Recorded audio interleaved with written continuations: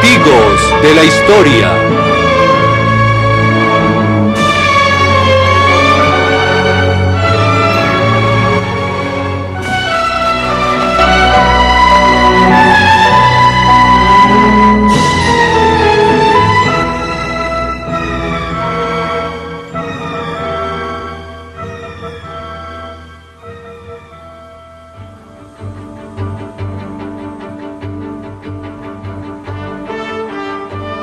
...1971... El Shah de Irán, un moderno autócrata, hace alarde de los logros obtenidos por su país. Ha invertido la riqueza producto del petróleo de Irán en la financiación de una rápida campaña hacia la modernización. Ha dicho a los iraníes que deben dejar a un lado las antiguas costumbres y occidentalizarse, que la ciencia y la tecnología deberán prevalecer sobre la religión tradicional.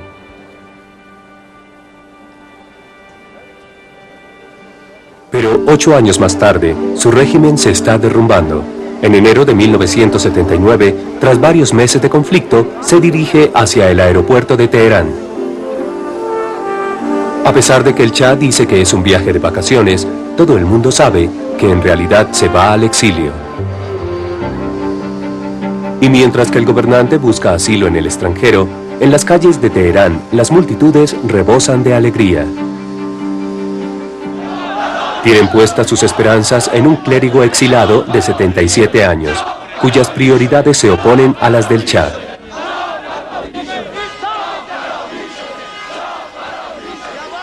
Sayed Manesh se encuentra en Teherán esa mañana. A través de la radio y la televisión nos enteramos de que el Shah se había ido. Todos estábamos muy contentos. La gente hacía sonar las bocinas de los autos, sacando la cabeza por la ventanilla y saludando. Todo el mundo estaba feliz, gritando, "Se ha ido el Shah, se ha ido el Shah".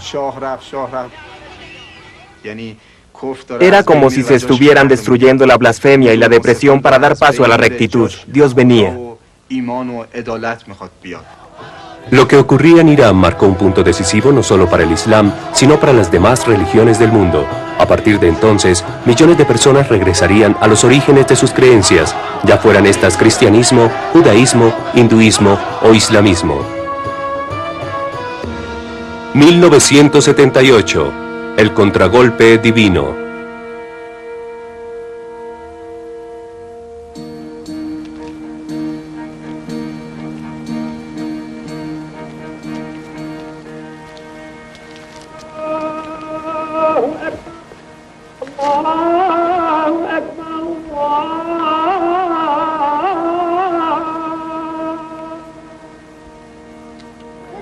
A comienzos del siglo, el Islam era una de las religiones más fuertes del mundo, y sus seguidores estaban divididos en dos sectas.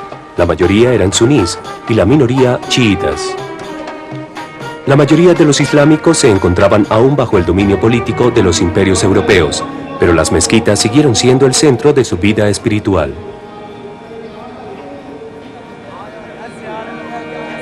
En países que se extendían desde Marruecos por el norte del África, por el Medio Oriente hasta el subcontinente indio y más allá de él, hasta 300 millones de musulmanes se ponen de cara a la Meca 5 veces al día. Turquía ha sido la sede del imperio islámico más poderoso e independiente, con un sultán que era a la vez la cabeza del clérigo, la política y la religión. El Islam gobernaba todos los aspectos de la vida diaria. En la década de los 20, Serdar Peliganoglu era un escolar en Estambul.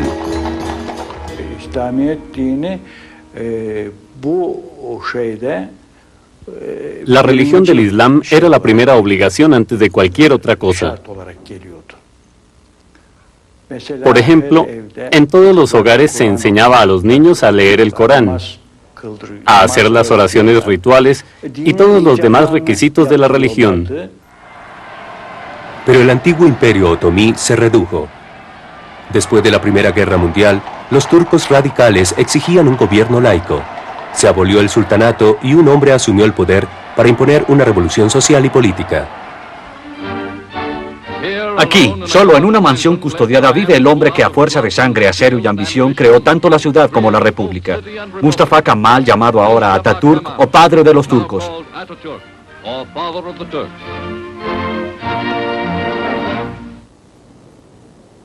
Atatürk estaba decidido a eliminar la religión de la política. Las mezquitas se desocuparon cuando el viernes dejó de ser un día festivo oficial y la influencia del clérigo se debilitó. A los turcos se les dijo que era preciso obtener el progreso al estilo occidental si querían enfrentarse al occidente. Inicia sus reformas con el poder que tiene como dictador. Ordena a los jóvenes turcos a asistir a la escuela de negocios. Trae extranjeros para enseñarle a las jóvenes cómo deben vestirse, cómo administrar sus hogares al estilo europeo. Obliga tanto a hombres como a mujeres a llevar vestidos europeos, desterrando el velo y el fez.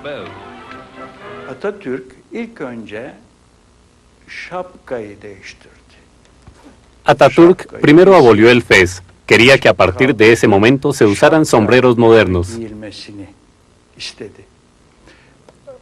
Cuando yo era niño, me compraron un sombrero. Me encantaba llevarlo puesto y no quería quitármelo nunca. Todo el mundo adoptó el sombrero y les gustaba usarlo. La gente tenía no solo uno, sino varios sombreros. Fue un ataque total a la cultura islámica del pasado. Incluso los turcos que escribían en letras arábigas tuvieron que pasarse al alfabeto europeo. En uno de los grandes movimientos de reforma de los tiempos modernos, se declara ilegal la escritura arábiga. Tiene a su gabinete deliberando todos los días acerca del alfabeto latino. Da a toda su gente 2 años para aprender a leer y a escribir en la manera europea más sencilla. Envía a sus soldados a hacerle el examen final a los ulters, enviando a prisión a todos los ignorantes.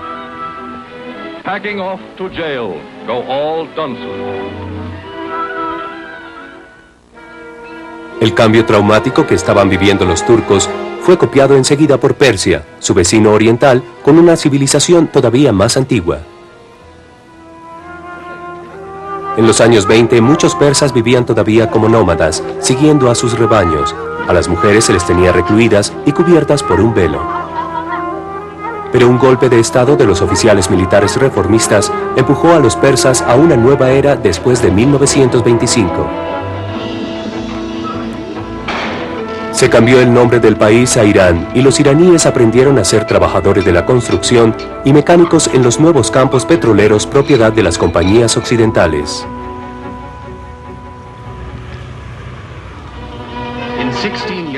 En 16 años los iraníes han aprendido a vivir de una forma distinta. Los pueblos feudales se han convertido en ciudades. Las mulas y los camellos han cedido el paso a los autos y autobuses. En el Mar Caspio y en el Golfo Pérsico se han construido muelles. La gente se está acostumbrando a viajar en tren.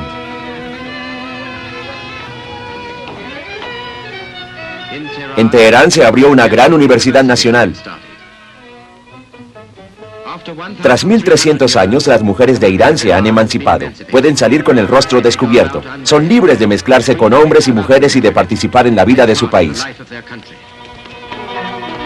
Cuando se abolió el velo en los años 30, Malut Kanlari se alegró con su nueva libertad.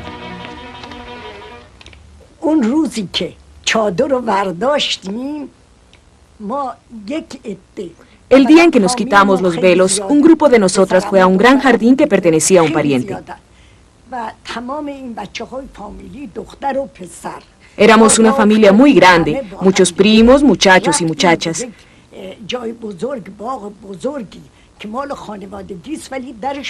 El jardín siempre estaba abierto y todo el mundo podía venir a él. Empezamos a cantar y bailar porque éramos libres. Se habían acabado nuestros problemas. Habían quitado de nuestras cabezas ese velo negro. Todos empezamos a bailar, a marcar el ritmo sobre las mesas y nos besábamos expresando nuestra alegría. Por primera vez podíamos hacerlo con absoluta libertad.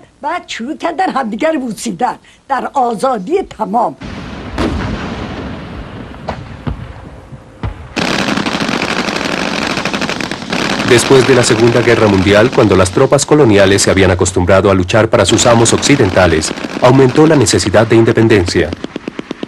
En el subcontinente indio surgió el asunto de si el nuevo país sería de naturaleza religiosa o laica para dirigir la división. Pakistán se separó como Estado musulmán, pero en la India la religión debería permanecer separada de la política. Para el primer ministro de la India, Nehru, la tecnología y la ingeniería eran los nuevos dioses.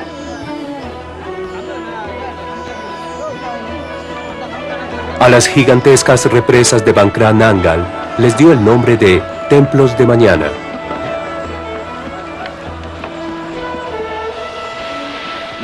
El canal de Nangal, con su alta pared recubierta en cemento rico en concreto, es un milagro de la ingeniería. Los técnicos hindúes superaron enormes obstáculos para abrir un camino infestado con grandes selvas tupidas. El señor Nehru considera esos trabajos como nuevos templos y lugares de culto.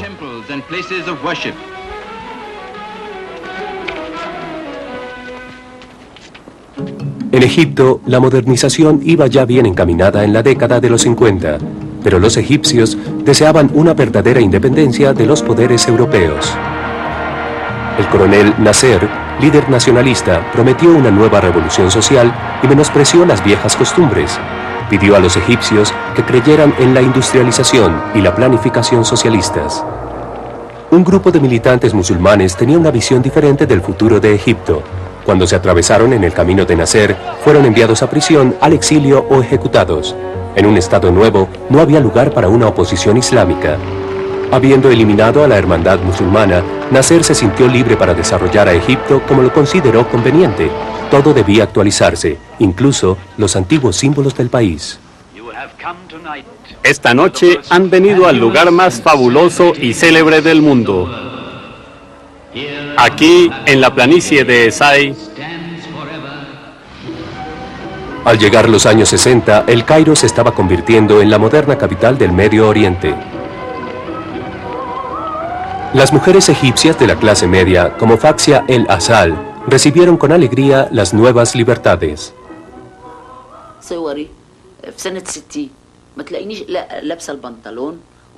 Debería haberme visto usando pantalón y blusa sin mangas y ni siquiera pensaba en lo que significaba. Para ir a la playa usábamos bikinis, caminábamos por la playa y nadábamos. Éramos atléticos y todos sin excepción nos afiliamos a los clubes deportivos. Hermanos y hermanas, tíos, tías, mezclados en el club.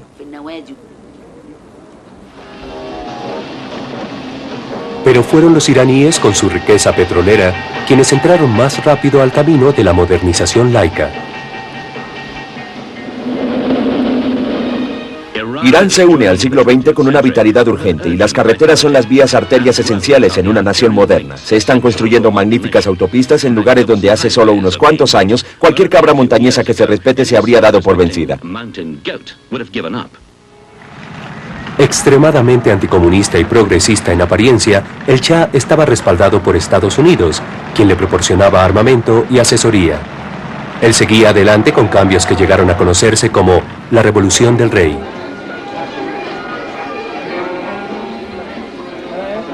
Hace tiempo que las mujeres persas se despidieron de sus yashmaks y perdas. Ahora, gracias a la Revolución del Rey, pueden votar, están en el Parlamento y Teherán hace alarde de tener la única mujer superintendente de policía. El Shah rechazó las protestas de la izquierda y del clero chiita de derecha en cuanto a que estaba actuando demasiado aprisa.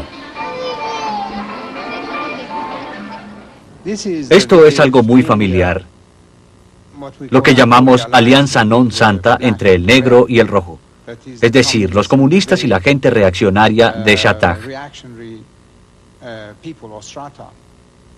Lo vemos siempre porque ambos están en contra del progreso y la felicidad de este país.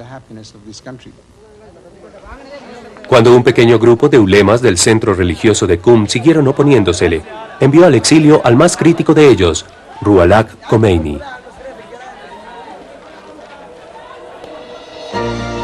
En 1971, la visión grandiosa que el Shah tenía de su país y de sí mismo se vio confirmada cuando organizó una elaborada celebración de la cultura e historia de Irán. En las antiguas ruinas de Persépolis se construyó una ciudad con tiendas de campaña para conmemorar los 250.000 años del Imperio Persa. El gobierno iraní invitó a los líderes y personajes distinguidos de 69 países, incluyendo al príncipe Felipe de Inglaterra, a Ceausescu de Rumania y al presidente de la Unión Soviética, Podgorny.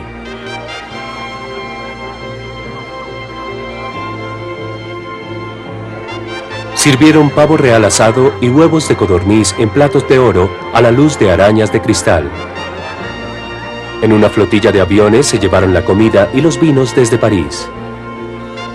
Y aunque tal extravagancia costó millones de dólares, el objetivo del Shah era mostrarle a Occidente la sofisticación del trono.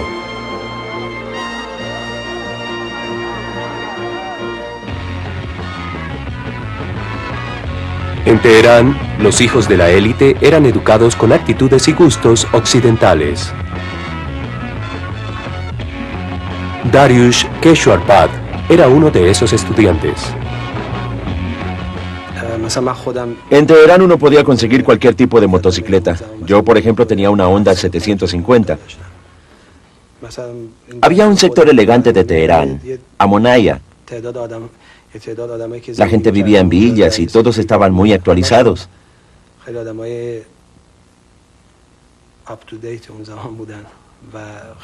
En esa época en los Estados Unidos se usaban las Easy Rider o Chopper. Esta gente compraba los mismos modelos.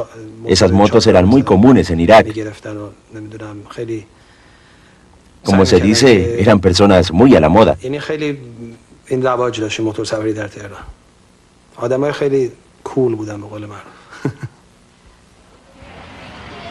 Pero muchos otros iraníes veían la modernización como algo ajeno y corrupto.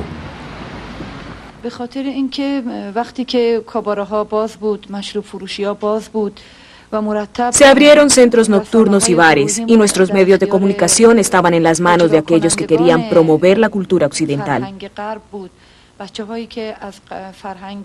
Estimulaban las emociones de nuestros jóvenes. Nuestros cantantes entonaban melodías muy vulgares y que corrompían a la gente. Llevaban a las personas jóvenes hacia la bebida, la corrupción y todos los males de la sociedad.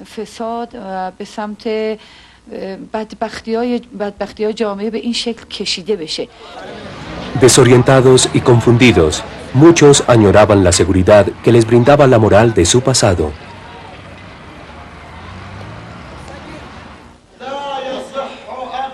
En las mezquitas, los ulemas dirigían el resentimiento de la gente hacia el Shah.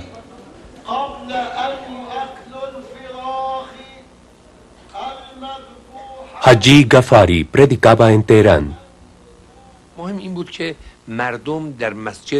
Lo importante era que en las mezquitas la gente escuchaba los principios que estaban arraigados en su historia, principios que estaban presentes en sus creencias. Fundamentalmente se consideraba que el régimen del Shah era inmoral. Los ulemas obtenían su inspiración del exilado Khomeini, quien estaba diariamente en contacto desde París. Su equipo de trabajo enviaba grabaciones del ayatolá para que se escucharan en Irán en reuniones públicas.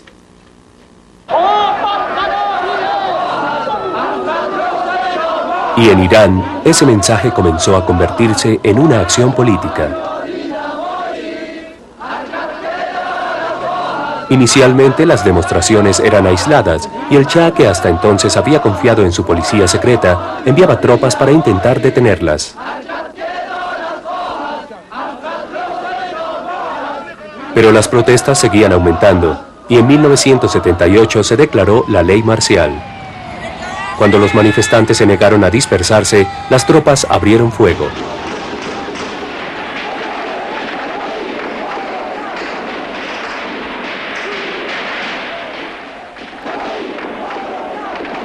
El Viernes Negro dejó más de 100 muertos.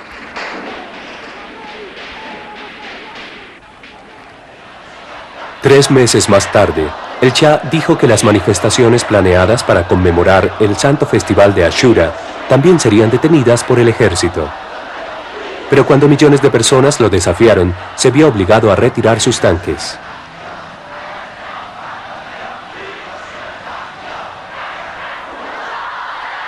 Mohammed Shah Husseini estaba cruzando el puente Saadi cuando empezó una nueva consigna.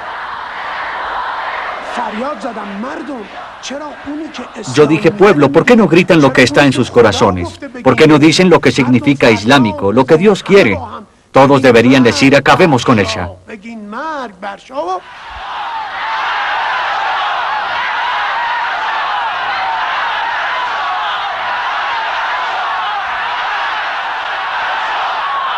Durante semanas, el régimen del Shah tambaleó. Finalmente, dándose cuenta de que había perdido totalmente el control, dejó el país para no regresar jamás.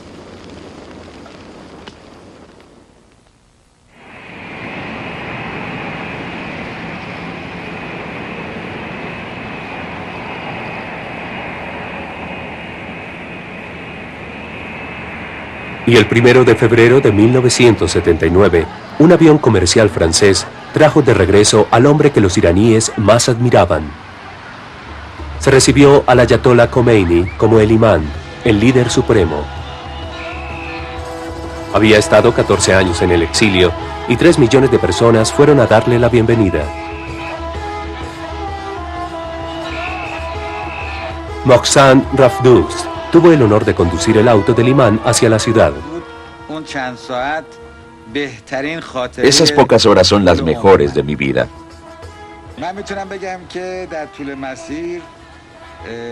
Puedo decir que en varias ocasiones durante el camino sentí que me desmayaba.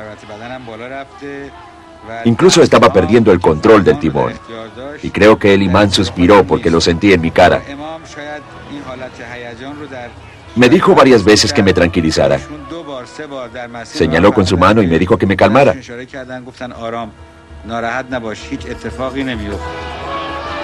El escolar Sayed Manesh esperó 5 horas para ver a Khomeini durante un segundo.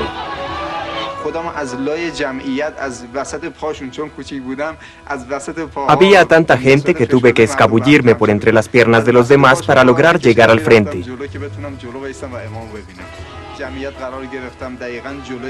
Finalmente lo logré, y cuando el auto del imán pasó junto a mí, lo vi, me alegré y lo saludé.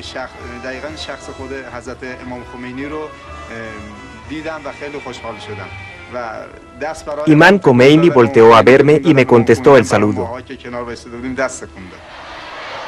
Khomeini dijo: "Queremos el Islam, solamente el Islam".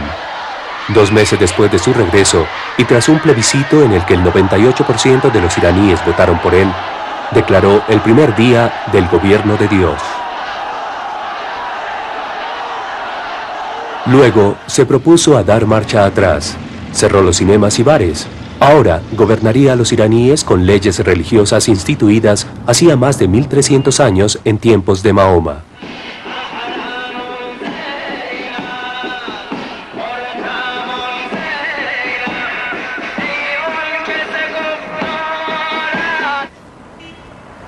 Paso a paso, se volvió a segregar a la sociedad según el sexo. En los autobuses, ahora las mujeres utilizaban puertas especiales y se sentaban en la parte de atrás.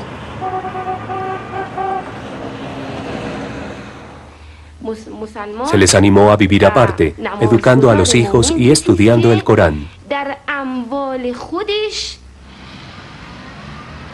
Y la inspiración de estos cambios eran la visión y el carisma de un hombre, su líder espiritual, político, papa y presidente al mismo tiempo.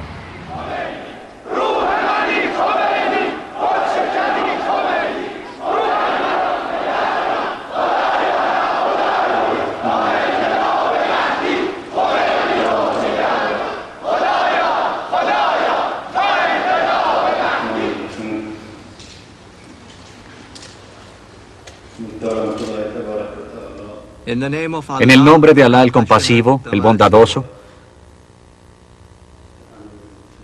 esperamos que Dios Todopoderoso bendiga a todos los musulmanes, a nuestro país y a nuestro pueblo en esta santa víspera.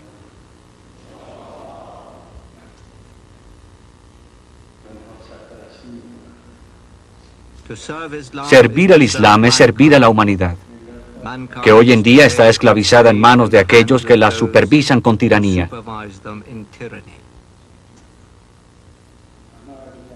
Todas las naciones se encuentran en las garras de esos poderes que se consideran competentes.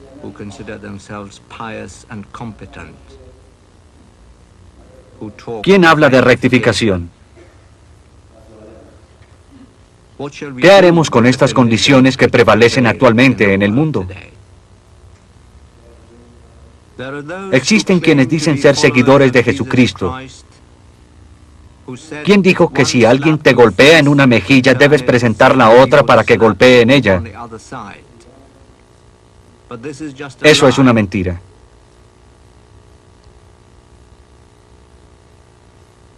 Jesucristo no cometería un error tal. Si hubiese tenido la oportunidad, habría hecho exactamente lo mismo que Moisés le hizo al faraón.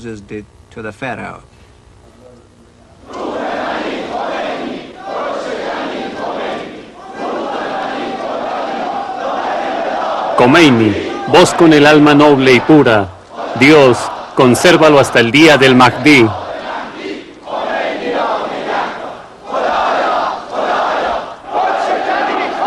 Los iraníes aumentaron su propio aislamiento diplomático al considerar a los países extranjeros como parte de una nueva demonología.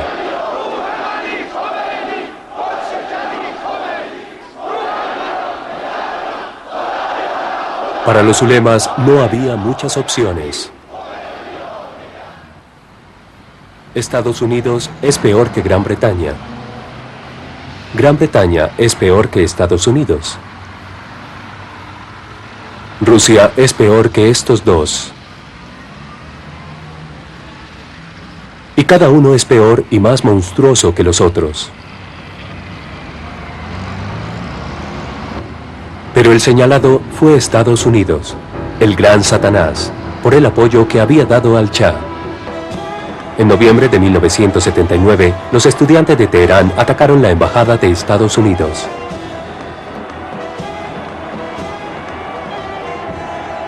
El personal fue capturado como rehenes y Khomeini llamó a un ejército de 20 millones de hombres para enfrentarse a Estados Unidos. Los jóvenes demostraron su fervor con ejércitos militantes en la calle en donde quedaba la embajada. Pero la gran prueba para la revolución islámica ocurrió un año más tarde, cuando Irak, país vecino, atacó a Irán. Occidente apoyó a Irak moralmente y subrepticiamente le proporcionó armas. El ayatolá consideró esa acción como un asalto al Islam y declaró una yihad o guerra santa.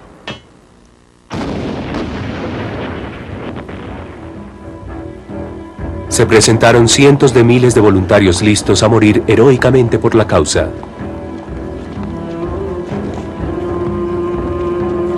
Las madres veían cómo sus hijos marchaban hacia el frente.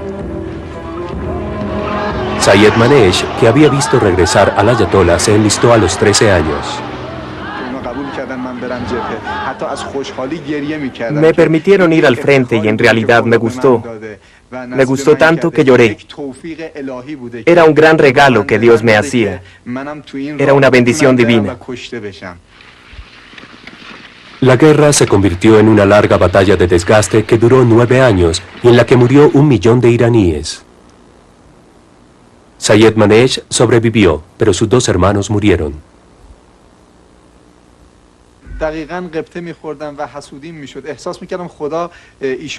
Yo estaba celoso de ellos. Sentía que Dios los había aceptado a ellos y a mí no, que eran tan buenos y puros que Dios los había llevado a su lado. Sentía que yo era tonto y que Dios no me había aceptado. Sentía no haber sido uno de los mártires.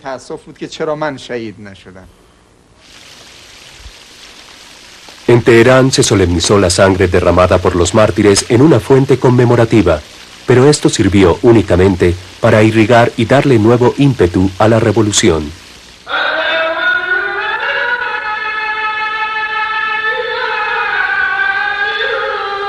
El clamor de la revolución islámica pronto se sintió fuera de Irán. Incluso la mayoría de los países sunníes tuvieron que reconocerlo. En los años 70, Pakistán, el único país nuevo concebido como Estado Islámico, se había alejado de los designios de sus fundadores.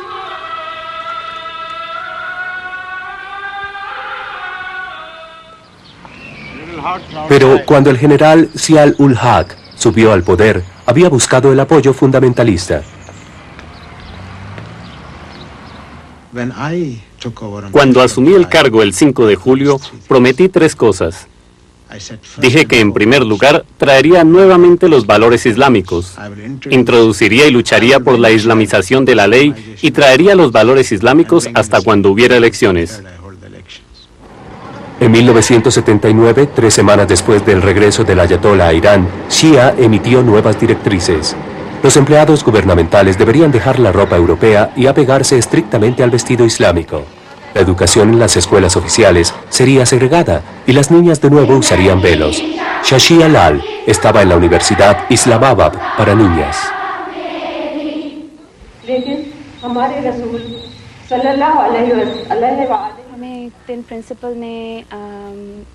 La directora nos dijo en la mañana que había órdenes estrictas y que todas debíamos usar un pañuelo en la cabeza.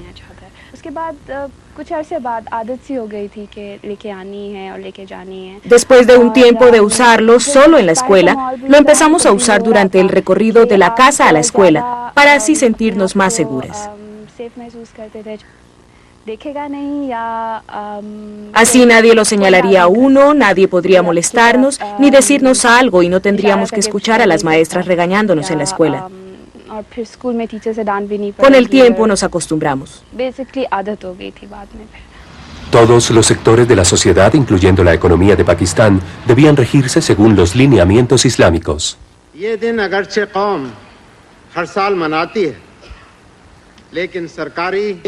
En su discurso televisado, el general Zia anunció que Pakistán se islamizaría. Él ha introducido una nueva forma de impuestos sobre el patrimonio del tipo musulmán medieval y estableció un Fondo Nacional de Caridad para los pobres, con un gran subsidio de los Emiratos Árabes y Arabia Saudita. El impuesto tenía por objeto proporcionar un sistema de bienestar social. Tahir Kasi tenía un pequeño almacén en Rawalpindi cuando se anunciaron las nuevas medidas.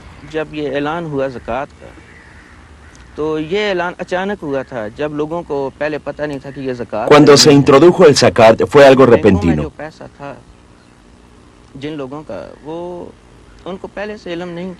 La gente que tenía dinero en el banco no lo supo sino hasta cuando fue un hecho.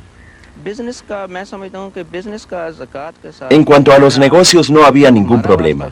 No era un aumento ni un retraso. En todo caso ansiábamos volver al islamismo. Y cuando hubo recortes pensamos que ese era el primer paso hacia el Islam.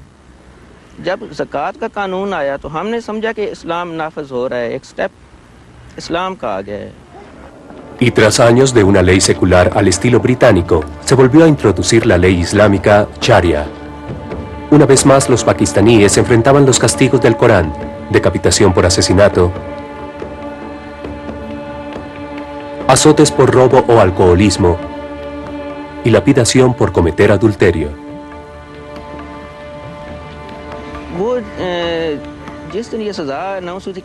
Cuando tales castigos se anunciaron, se publicó en el periódico que se ejecutarían en tal y cual lugar. Y todos los días la gente iba de otras ciudades a verlos. Quienes recibían azotes generalmente eran los que más gritaban, pero a mí me gustaba verlos.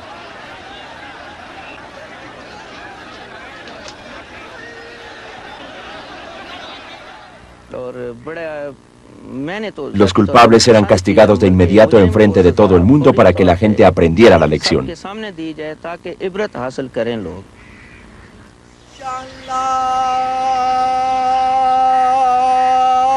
En África, el islamismo estaba más arraigado en Sudán.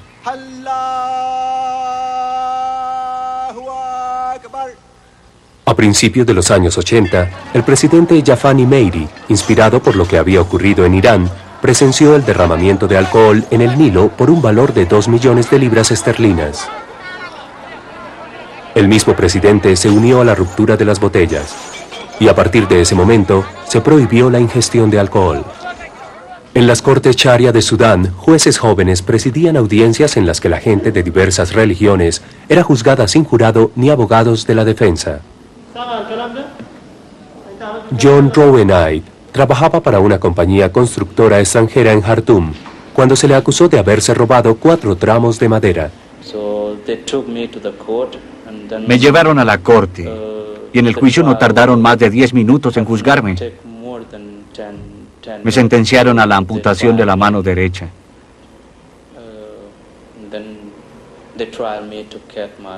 Intenté hablar con el abogado para que me defendiera, pero me dijeron que estaba prohibido porque se trataba de justicia de urgencia.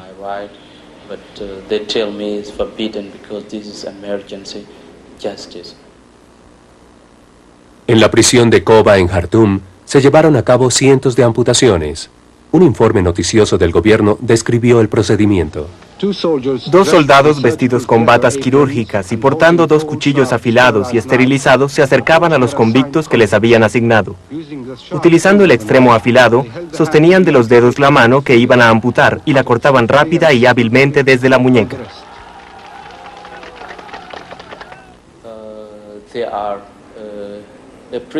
Son los guardianes de los prisioneros. Algunos son del ejército y otros de la prisión. Todos reciben un entrenamiento durante 2 meses para enseñarles cómo diferenciar el hueso de la carne y luego cómo deben sostener el cuchillo y cortar como si estuviesen cortando una cebolla o un trozo de carne.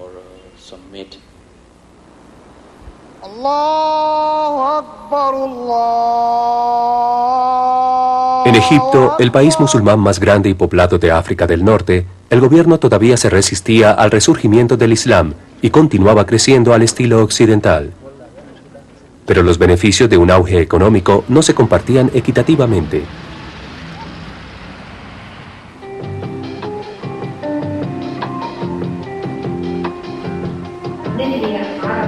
Una minoría de egipcios hacía alarde de su nueva riqueza y adoptaba el estilo de vida occidental más extravagante.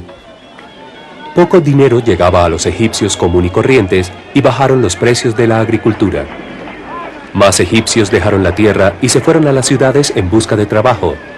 Se encontraban rodeados de la pobreza urbana, aislados de sus antiguas comunidades. Mahmoud vino del campo en 1978 y se estableció en Imbaba.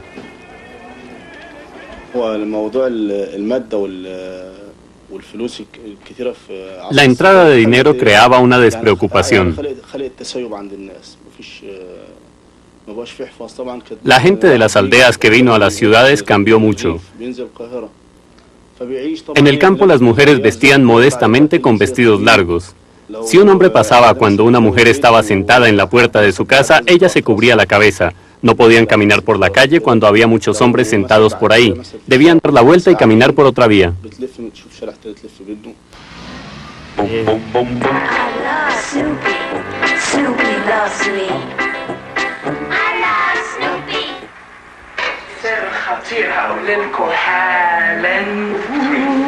Algunos disfrutaban el consumismo descarado.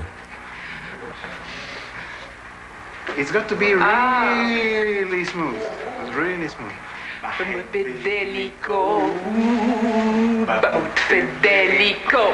Pero musulmanas como la señora Ali estaban ofendidas.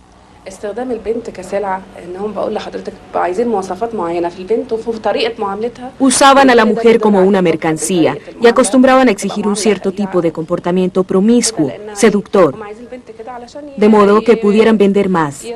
Y esto llevó a una decadencia moral.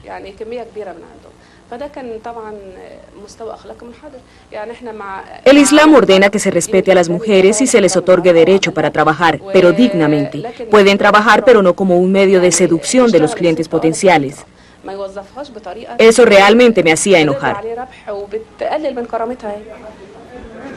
Los militantes señalaron los contrastes que había en la vida egipcia e intentaron atraer a la gente para que volviera a las mezquitas.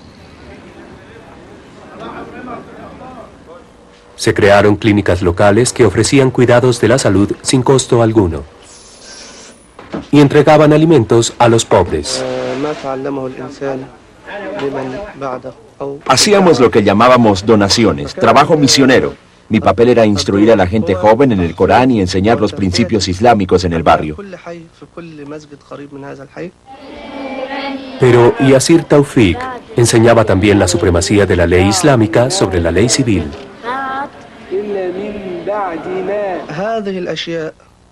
Todo esto molestaba a las autoridades, quienes no aceptaban las cosas que estábamos tratando de hacer y querían deshacerse de todo tipo de despertar musulmán en Egipto. En 1981, la creciente insatisfacción se desbordó en las calles. Las manifestaciones en contra del presidente Sadat han venido aumentando durante algún tiempo. Este fin de semana, la formidable fuerza de seguridad del presidente intervino para detener a los líderes religiosos. Se cerraron los periódicos de la oposición y se detuvo a los periodistas y políticos en una operación de limpieza que fue el mejor indicio de la seriedad de la oposición. No obstante, el presidente no se arrepiente.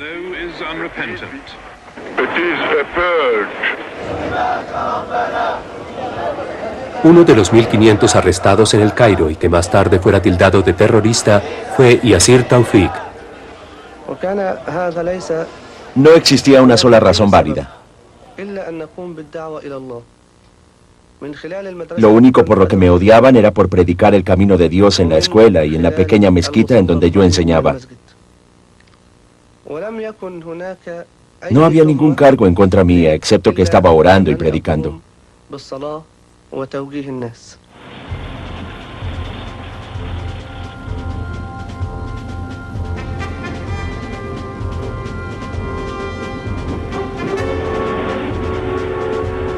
Al cabo de un mes, Anwar Sadat recogería los frutos de su conflicto con los islamitas.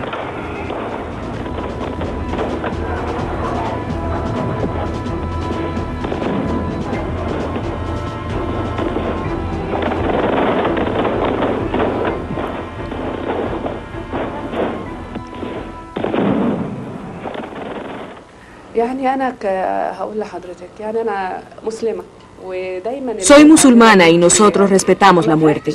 No me deleité con su asesinato, pero era necesario.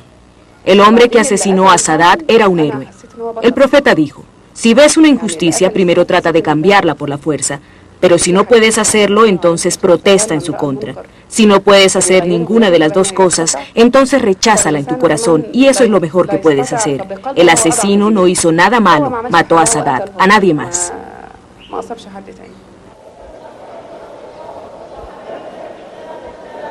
Aunque se encarceló a sus líderes, los militantes siguieron desafiando al gobierno.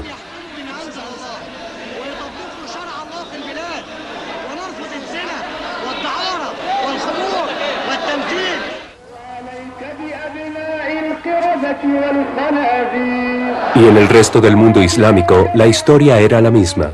Desde África Occidental hasta Líbano, Malasia e Indonesia, los musulmanes vieron un regreso a las tradiciones islámicas como una forma de reafirmar su identidad y de encontrar una alternativa al materialismo y las tensiones del siglo XX.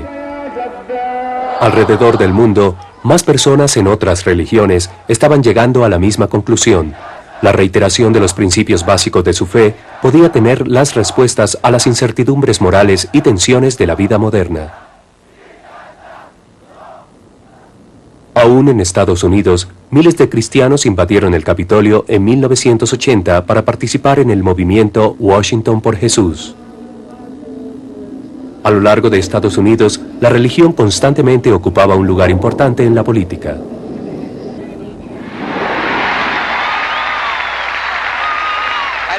Y yo les digo, haremos demostraciones no solamente en Washington, sino que regresaremos a nuestras ciudades y en los días futuros llenaremos las calles de nuestras ciudades con millones de cristianos. Y ellos portarán el nombre de Jesús y la gloria de Dios regresará a los Estados Unidos y seremos libres en Jesús.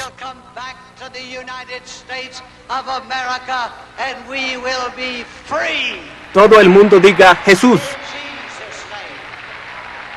Jesús es el Señor Jesucristo. Un aplauso.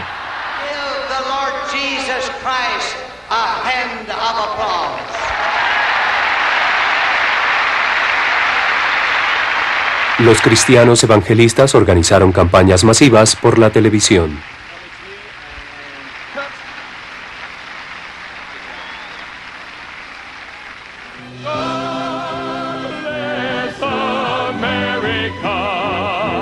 Dios salve a América.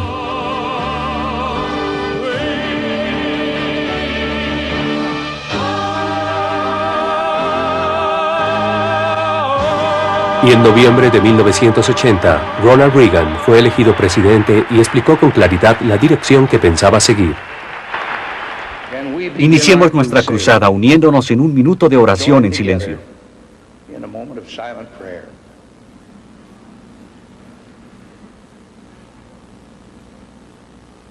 Dios salve a América. God bless America.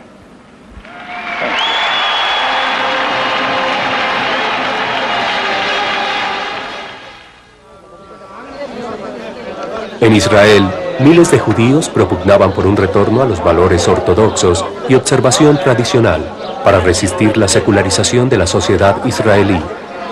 Los líderes religiosos invitaban a regresar a la ley judaica como está plasmada en el Torá.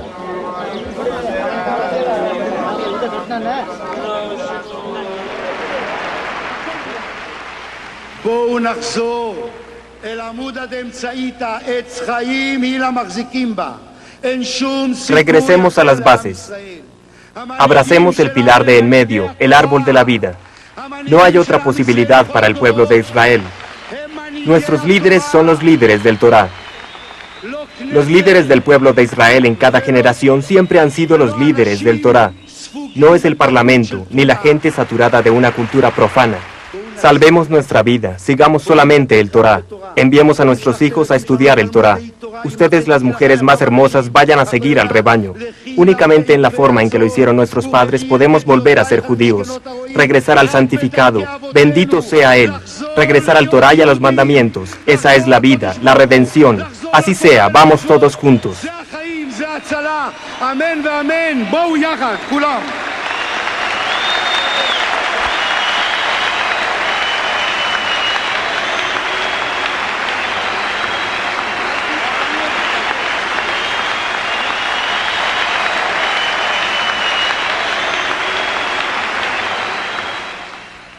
En la India, cerca de 50 años después de la independencia, los hindúes, desilusionados con los fracasos del gobierno laico, aprovecharon la coyuntura.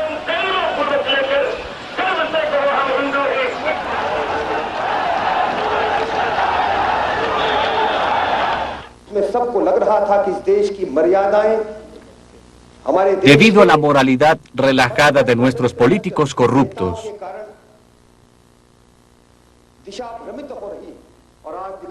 el país se enfrenta hoy al caos. Los hombres santos de la India tratan de devolver el carácter moral del hinduismo y hacer que el país regrese al camino recto. Su mensaje fundamentalista atrajo a millones y pronto se vería seguido por la acción política.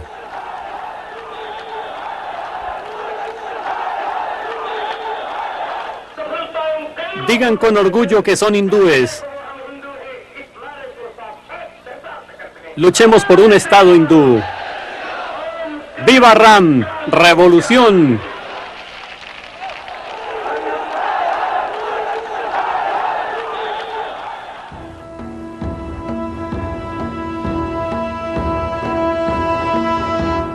En 1989 murió el ayatolá Khomeini. En Teherán, cientos de miles de personas trataron de llegar hasta el cementerio. Cuando finalmente llegó el cadáver, las multitudes estaban sobrecogidas por la emoción. Los dolientes se apoderaron del ataúd y sacaron su cuerpo.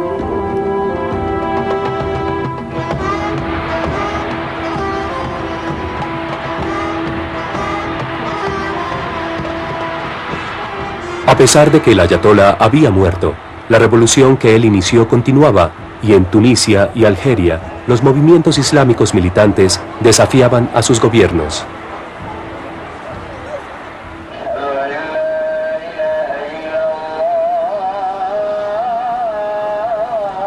Incluso en Turquía, que en los años 20 se había lanzado a la modernización, un partido islámico hacía campaña para echar atrás muchas de las reformas de Atatürk.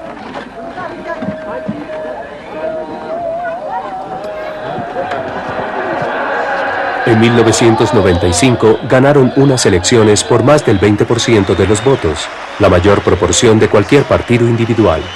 Sus líderes prometieron volver a colocar a Turquía en el centro del mundo islámico. Por favor, eleven sus manos enfáticamente. Aquí y ahora iniciamos esta histórica campaña para hacer que el divino orden islámico domine en este país, para hacer surgir de nuevo la Gran Turquía y establecer así una unión islámica mundial. Prometamos que trabajaremos para ello de la mejor manera posible.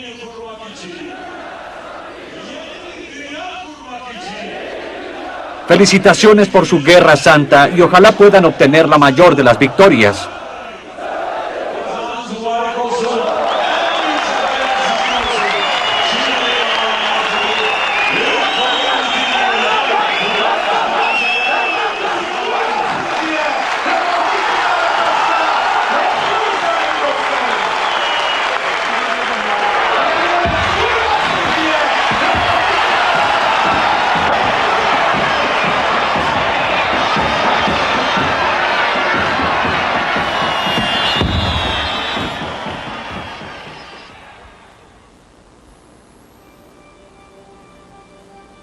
A las afueras de Teherán se encuentra el santuario del Ayatollah Khomeini.